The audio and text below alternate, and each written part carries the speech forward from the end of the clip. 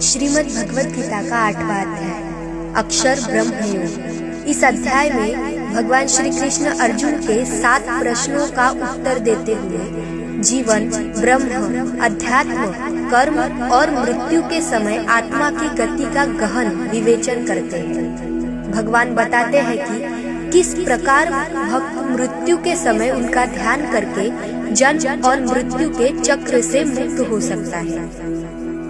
अर्जुन के 7 प्रश्न: ब्रह्म क्या है, अध्यात्म क्या है, कर्म क्या है, अधिभूत क्या है, अधिदैव क्या है, अधियज्ञ क्या है, मृत्यु के समय भगवान को कैसे प्राप्त किया जा सकता है। इस पर भगवान उत्तर देते हैं कि ब्रह्म मतलब परम सत्य, जो अविनाशी है, जिसे नष्ट नहीं किया जा सकता, वही ब्रह्म है।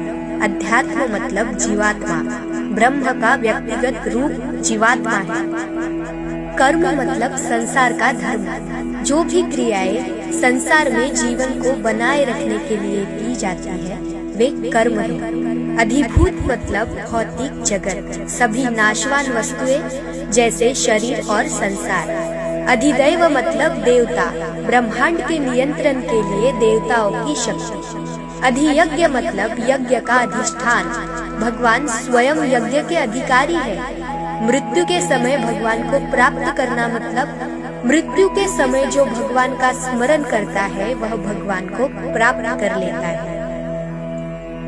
भगवान श्री कृष्ण कहते हैं, जो व्यक्ति मृत्यु के समय जिस वस्तु का स्मरण करता है, वह मृत्यु के बाद उसी को प्राप्त करता है। जो मृत्यु के समय भगवान का स्मरण करता है, वह भगवान को प्राप्त करता है।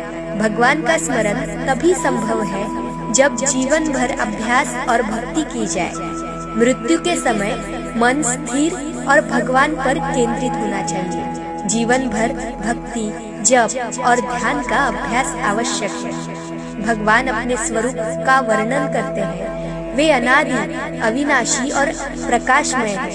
ओम शब्द उनका प्रतीक है। जो व्यक्ति ओम का जाप करते हुए और भगवान पर ध्यान करते हुए शरीर का त्याग करता है, वह परम धाम को प्राप्त होता है।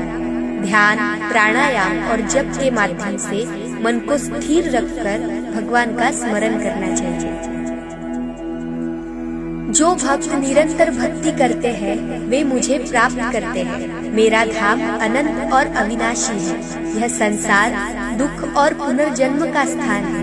भगवान का धाम अविनाशी है। जो इसे प्राप्त करता है, वह संसार के दुखों से मुक्त हो जाता है। ब्रह्मा का एक दिन 1000 चतुर्युगी के बराबर होता है। ब्रह्मा के दिन सृष्टि का निर्माण होता है और रात में इसका प्रलय। भगवान का धाम सृष्टि और प्रलय के चक्र से परे है। यह अविनाशी और शाश्वत है। संसार नश्वर है, लेकिन भगवान का स्वरूप और उनका धाम अनंत है। भगवान 2 मार्गों का वर्णन करते हैं। उत्तरायण मार्ग मतलब देवयान मार्ग। यह प्रकाश, दिव्यता और ज्ञान का प्रतीक है। जो व्यक्ति इस मार्ग से जाता है, वह पुनर्जन्म से मुक्त हो जाता है। और दूसरा मार्ग है दक्षिणायन मार्ग मतलब पितृयान मार्ग। यह अंधकार और कर्म बंधन का प्रतीक है। जो व्यक्ति इस मार्ग से जाता है, वह पुनर्जन्म को प्राप्त होता है। भगवान की भक्ति से व्यक्ति उत्तरायण मार्ग अपनाकर परम धाम प्राप्त कर सकता है। यह मार्ग मृत्यु के समय मन की स्थिति और भक्ति पर निर्भर करता है।